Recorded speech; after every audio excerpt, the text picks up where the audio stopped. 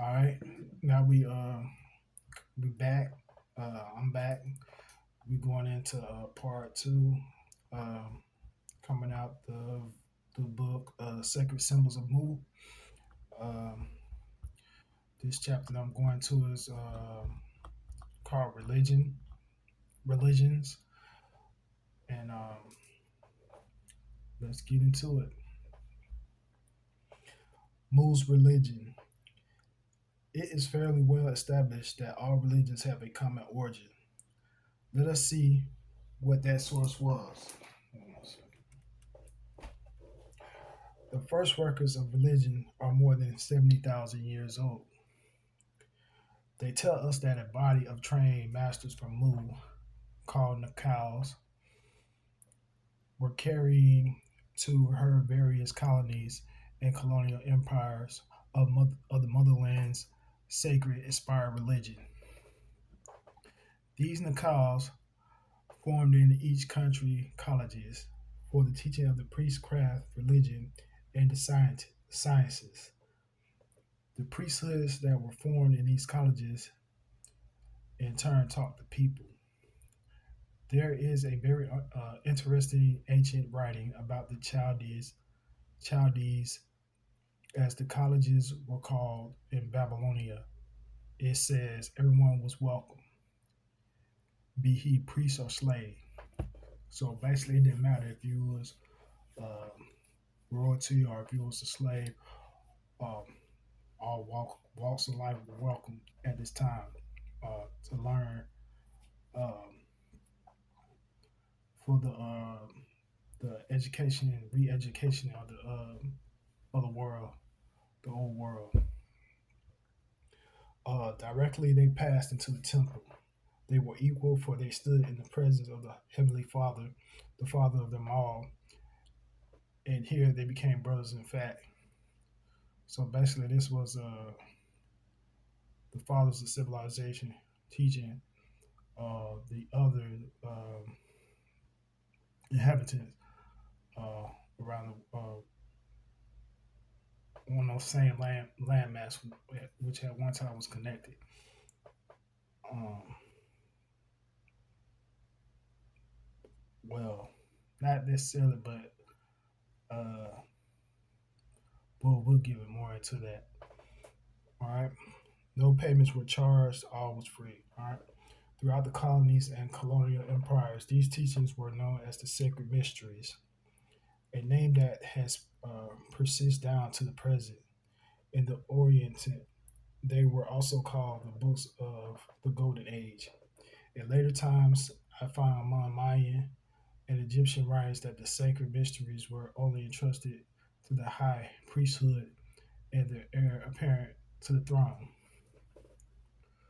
Clement of Alexandria wrote, the sacred mysteries are only entrusted to high priests and their heir apparent to the throne. This I find was not exactly true. Many of the Greek philosophers who went to Egypt were entrusted with the sacred mysteries, among them being Solon, Plato, Polygoras, and Thales. From various Nakals writings, sometimes called Nepheret, and translations of the sacred inspired writings, I shall try to outline the first religion and show how it was taught to the primitive man. Um, Religion started at a very early point in man's history. Eventually, when he could not understand anything that was structurally expressed, apparently it was found necessary for explanation to use object lessons, symbols, where sight would supply the absence of words. Um, Self-explanatory. I find the earliest symbols were of an elementary character, plain lines and simple geometrical figures. I refer to a date prior to 70,000 years ago, for according to the records, man was so far advanced at that time that he was mastering the most intricate Dignities, Terabooks, Terabooks, etc., which today puzzle our great scientists. Eventually, religion was originally taught in stages. So this had been going on for over a period of time uh, because back then, by it being so advanced, it was so many depths of this science that it would take years or maybe decades to walk them through it. All right, continuing on. Uh, First, man was taught that there was a supreme, uh, being infinite and all powerful. That it was the Creator who created all things above and below. That man was created by the Almighty Being, and having been created by Him, was His Son. That the Almighty was man's heavenly Father. Second, when man was created, the Creator placed within the body of man a spirit or soul which never died but continued on through eternity. Third, when man was created, it was ordained that his material body should return to the earth from which it was taken. When this material body died, it released the soul, which went into the world beyond, there to wait until it was called upon to company to occupy another material body. Excuse me. Apparently, as soon as the primitive mind could grasp the facts, he was taught that his soul was given a task. This task was for the soul to rule the material body by overcoming material desires. When this was accomplished, his soul would be called back to the great source and forever afterward live in perfect joy and happiness. Where you hear a lot of people saying their mission is to return back to to return back to the source. So this is where uh, this idea uh, could be coming from. As it says here. Uh, this task was for the soul to rule the material body by overcoming material desires. When this was accomplished, his soul would be called back to the great source and forever afterward live in perfect joy and happiness. So this idea been around for a long time. All right. He was taught that one material life was so short that the soul could not overcome all the material desires. So it was ordained that this his soul should come into many bodies until the task was accomplished. That these reincarnations were the salvation of his soul. Fourth, it was thoroughly instilled into his mind that the Heavenly Father was the great love, and that this great love ruled the universe and never died, which is the number one principle in the universe. Love, which is the highest principle. Um, Continuing on.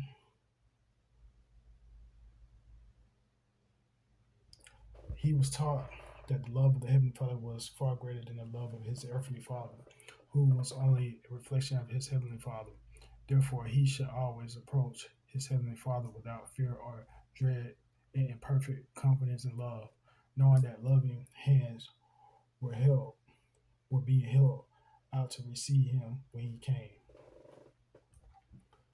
Fifth, he was taught that all mankind were created by the same Heavenly Father. Therefore, all mankind were his brothers and sisters and should be treated as such in all his dealings with them. So basically, you know, these were these were giant people back then. So just imagine giant people teaching the rest of mankind on how the foundation is being laid and set down to the principles, down to uh, how everyone should be conducting themselves and go about through their dealings. All right, continuing on. 6. Finally, he was taught his duties on earth, how he should live to prepare himself to become fit to pass into the world beyond when he was called. He was especially reminded that he must follow the path of truth, love, uh, clarity, uh, chastity, with perfect love and confidence in his heavenly Father. From this short and inadequate sketch, it is shown that the fundamental principles of the first religion of man were the fatherhood of God and the brotherhood of man. So just showing you the relationship and the connection and how to keep that connection based on this bond that's being created and taught to mankind. All right. Judging from the various religious teachings of the sacred inspired writings, the phrase brotherhood of man is not meant to convey the idea that all men are to look upon each other as blood brothers. It would seem to me that the phrasing is symbolical or used as an example for explanation. I think our modern example better explains the meaning to the mind of a present man. Excuse me. Namely, do unto others as you would do unto uh, as you would have them do unto you. And I heard that phrase a lot coming up, um, from relatives, things like that. Elder, just elder people, just passing down wisdom, through stories and stuff like that, or just merely conversation, you know. Continuing on. This seems to be confirmed by the 42 questions in the Syrian ritual. All right, now we're getting into the meat and potatoes of this. If we all follow the golden rule, no discord could arise among mankind and the world would be in a virtual bond of brotherhood. So, this is the golden rule. All right. Again, I think the meaning of the word uh, charity, Charity,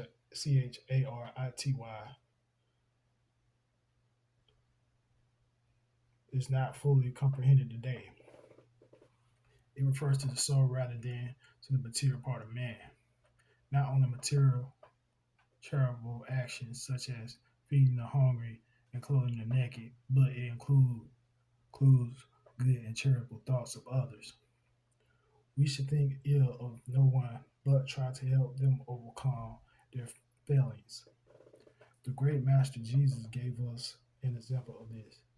So you can refer to him as some refer to him as Jesus, some refer to him as Yeshua, some refer to him as uh, Shia, uh, being yourself, whatever fits your dogma or text. All right, and no offense. All right, continuing on. All right, now we're going to symbols. All right, throughout his teaching, early man was constantly reminded that no symbol, however sacred, was to be worshipped in any way. So this is not us worshiping symbolism. Symbolism wasn't used for that, or at least taught that back then. All right.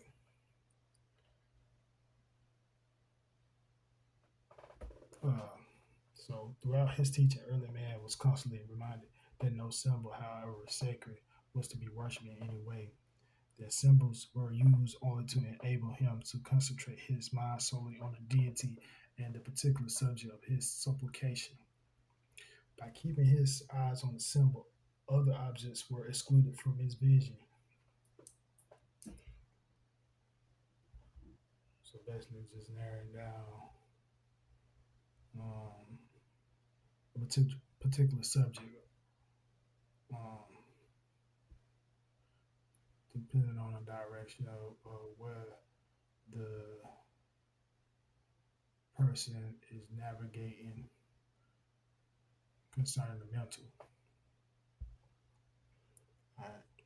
Symbols in our churches would not be amiss today, at least in some cases. On one occasion, my seat in church was directly behind the pews of a wealthy broker. Uh, every time the congregation knelt in prayer, this pillar of the church, for he was one of them, drew from the shelf a book bound as a prayer book. When he opened it, I saw that it was a ledger with rows of figures in debt and credit columns. These he went up and down with his finger all the time, mumbling something so that those around him thought he was earnest in prayer. Were his thoughts of God, the symbol he was using guided him to the material, not the spiritual. All right, now we're going into theology.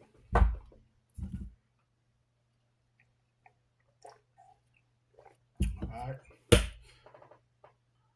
the religion of Mu had no theologies or dogmas. Everything was taught in the simplest, most comprehensive language, a language that even the most unschooled mind could grasp. And that's why I said something earlier about dogma, because when this science or theology was taught in the beginning stages, it had nothing to do with dogma. It had everything to do with language. So it was a certain language that was used to to uh, scope the mind. All right, theologies and dogma crept into religion after the submergence of the motherland. So this was after the motherland, so-called saint, disappeared, or whatever, however the story goes. With her destruction, her controlling influence was gone. Confusion in religion then began and existed in full force today. Like I said, there's so many different denominations and theologies that it's just a bunch of a big ball of confusion. Uh, anyone considering present day religion can see that it is the process of crumbling, that it is only a question of time when it will be a massive ruins. Then, when these ruins are cleared away, there will arise a new and purer conception of spiritual things. Religion cannot die until man has attained the perfection ordained for him. Our present religious state is not a new condition. Thrice, thrice before, or twice before, religion has fallen to the ground through three theologies and their consequences. Out of the ashes, new religion had arisen. Out of the ashes of present religion, a new one will also arise. He whom the gods destroy, they first make mad. Keep that in mind. Madness in the form of biotree, impossible theologies, and other errors exist today. While past religions have fallen at various times in the history of man,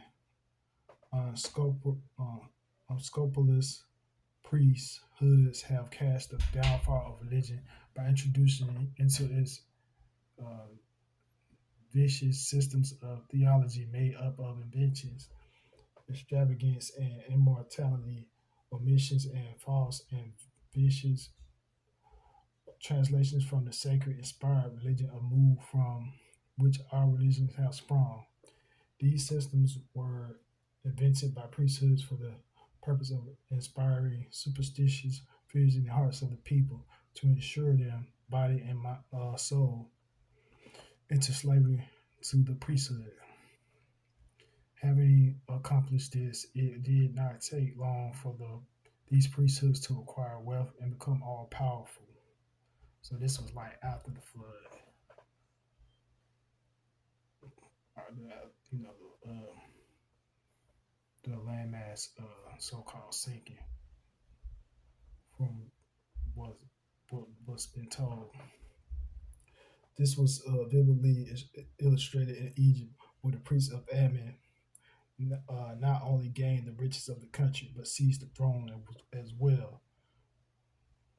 When, however, they started to control the military, the soldiers revolted at the point of the spear, drove them down into Ethiopia. Uh, go back to my post and you can see the connection that was made, you know, concerning the Mu people, Lemuria, and showing the connection, uh, the Nakal people and how they went into the different areas, showing Mu on one side and Atlantis on the other side, and how they were going into the land masses, teaching these doctrines and civilizing the world. And that was before the flood. But now this is going into after the flood, where it says again, this was vividly illustrated in Egypt, where the priests of Ammon not only gained the riches of the country, but seized the throne as well. So that was a takeover. And over time, whenever they started to control the military, the soldiers revolted, and at the point of the spirit drove them down into Ethiopia, where they were prevented from returning to Egypt. The accumulation and concentration of wealth invariably ruins a country. There are at least a dozen historical records of it. The first great outage to religion I have found historically recorded occurred in Atlantis 22,000 years ago. All right, now we're going into Atlantis. It is referred to as extravagant extravagance in the priestly teachings. The great master Cyrus dispelled these extravagance and stated the original religion of the fatherhood of God and brotherhood of man as a monument to the memory of the great master religion was named after him. All right, now we're going to the Assyrian religion. When Thor of Atlantis founded the colony on the Nile Delta, Egypt history began. Thor built the first temple at Cyrus, and their taught religion as purged by Osiris 6,000 years before. So, okay, this is showing on the other side what was established uh,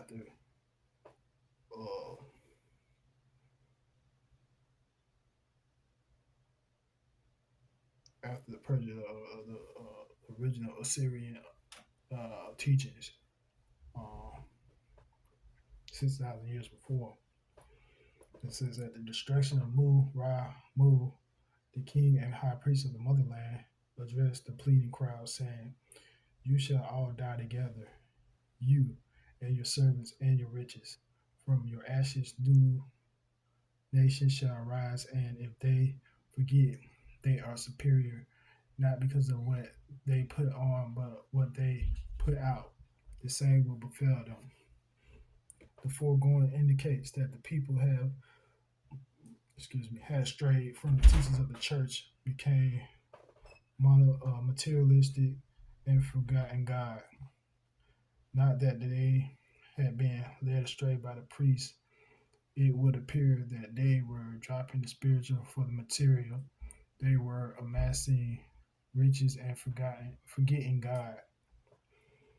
This was seen to be uh, corro- corroborated in a previous statement where Ramu is quoted as saying, "Did I not predict all this?" It was the priesthood of Egypt that caused the uh, catas- uh, cataclysmic wave of false gods, idolatry, and spiritual degradation to sweep over the land. So well did they affect their nefarious designs that priestly orders throughout the world were drawn into the vortex, contributing to religion's spiritual downfall.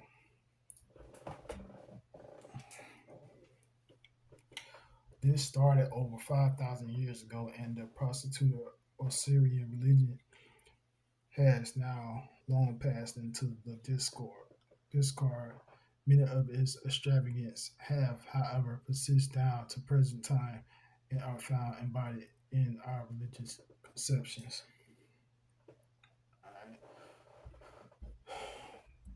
The Egyptians were the first to teach the worship of symbols, a thing strictly forbidden in the ancient religion. Again, it says the Egyptians were the first to teach the worship of symbols. So this is when the worship of symbolism was instituted during the time of the Egyptians. And it says things strictly forbidden in the ancient religion. So Egypt wasn't the first ancient religion. Egyptology, or either, you know, um, whatever they call it today, Egyptology. Um, all right, continue on. Thus began idolatry. The next step was the invention of a devil whom they called Set. For this malevolent being, they imagined a domain which they call hell. The extravagance of their description of this domain had no bounds, and one wonders how any sane person could have accepted them. According to these teachings, it was a place of everlasting flames, of burning brimstone that never died. Cast into these sculptural flames, the soul remained scorching for all eternity. So this is the story that was given about a devil and hell. This is when this came into play. The soul of man is a spirit. No element can touch or come in contact with the spirit. Sulfur, sulfur is an element, therefore it cannot come in contact with the spirit, for a spirit is negative to all elementary matter. Even if it were not, the forces of the spirit are so much higher than those of heat that this spirit could repel it. So they're just showing you that hell is not a physical place. Uh, you know, as they say, or as they teach in religions, Christianity today, or or any other religion to that matter. All right, I shall next show how the devil himself managed to put in an appearance. The claim was made that the devil was an archangel, fallen from the ways of grace and cast from heaven into hell. The four archangels are only another vestment or the four great uh, primary forces, or as Max Muller calls it, a new skies. As the great primary forces still exist, working and controlling the universe as of old. It is clear that none have fallen, as the story of Lucifer would have us believe. It is it's going on, but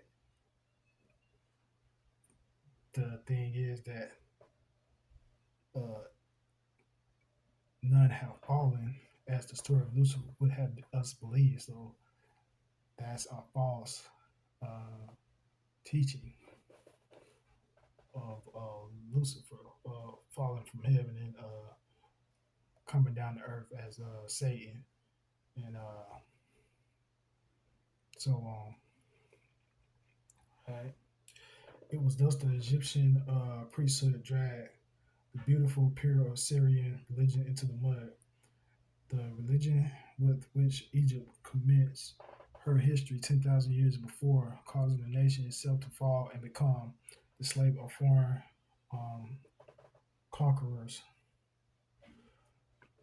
Before the Egyptian invention, um, a devil was unknown. Yeah. Man had been taught there were two influences attending him here on earth: material influence and emanating from his earthly body, emanating from his earthly body, and spiritual influence that came from his soul. His spiritual influence had the power to overcome the material, and it was his destiny that it should eventually dominate. It might, however, take many incarnations before this was accomplished, after which his soul would return to the great source.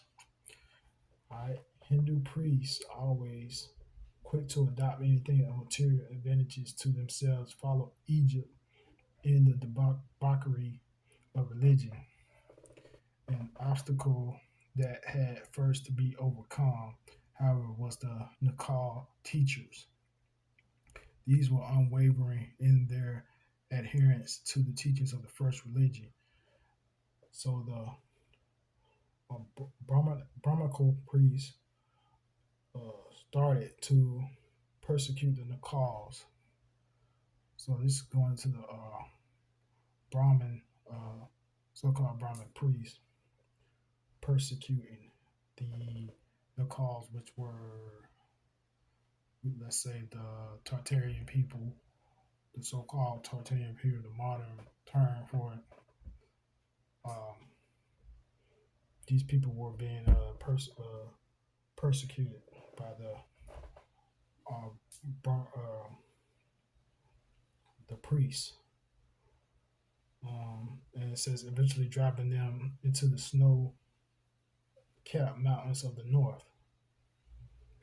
Um, so I would assume that it's referring to the Atlas Mountains. Don't quote me on that, but that's just my assumption based on the research that I've done leading up to this point. Um, when these holy men were disposed of, the debauch commenced. Not wishing to borrow their devil from the Egyptians, the Brahmin priests invented one of their own and called him Siva, pronounced Shiva. Hmm. So the Brahmin priests invented this so-called devil that was borrowed from the Egyptians, and they called them Shiva. Hmm. From the time Shiva was grafted into the Hindu religion, history shows that the Hindus or the Hindus fell from the high pinnacle of civilization, which had been there since the period of the motherland. So at one point they were at the height of civilization, but through time fell based on this this doctrine of the devil borrowed from the Egyptians by the Burman priests, which caused them to fall from the pinnacle of civilization uh, from the period of motherland. So it says a little history will verify this assertion. All right, Universal History and MD Voltaire, Voltaire, AD 1758, Volume 3, page 13. All right, School of the Ancient Gymnosophilus, Gymnos, Genosophicus, Genosophicus, Sophocles, if I'm saying it right, was still subsiding in the great city of Berenice on the banks of the Ganges. There, the Brahmins cultivated the sacred language which they called Hanfrit and looked upon it as the most ancient of all languages. The Nakal's writings are in what is here called Hanfrit. I mean, Hanfrit, Hanfrit.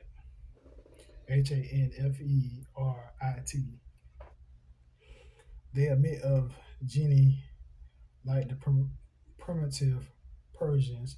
They tell their disciples that symbols are made only to fix the attention of the people and are different emblems of the deity. But as this sound theology would turn to no profit, they concealed it from the people. Mm.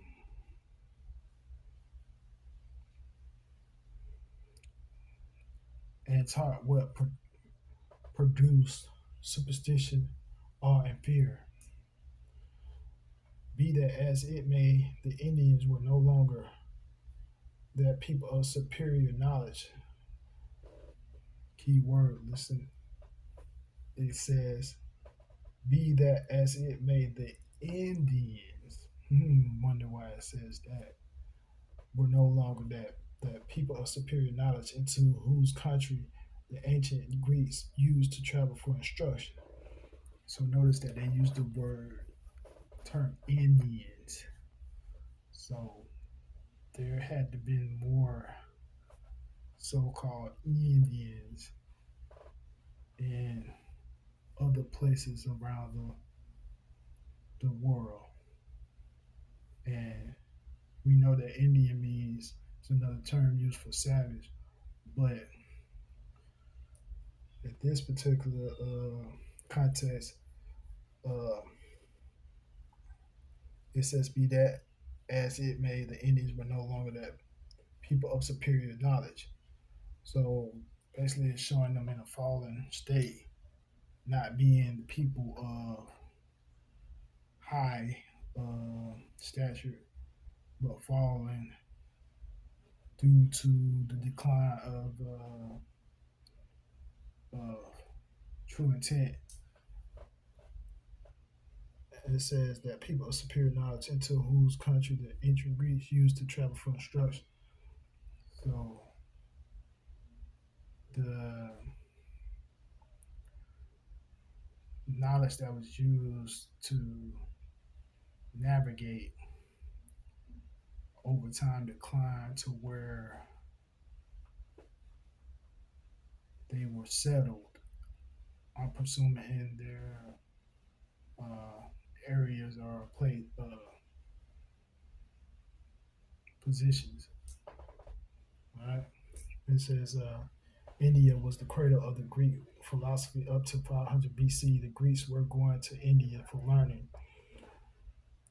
When they commenced going, I do not know, possibly 1,000 years before. W. Robertson and Historical Disquisition of India, publication 1794, page 274. The Brahmins, it is well known, borrowed religion, as well as all other sciences of civilization from the highly civilized Nagas. Afterwards, they relentlessly persecuted.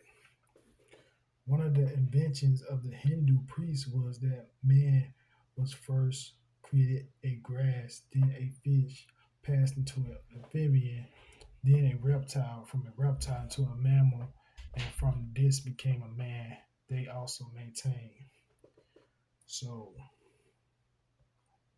know that this is after the flood, pre-flood. So well, after the flood, that this was the not information that was being given at the time.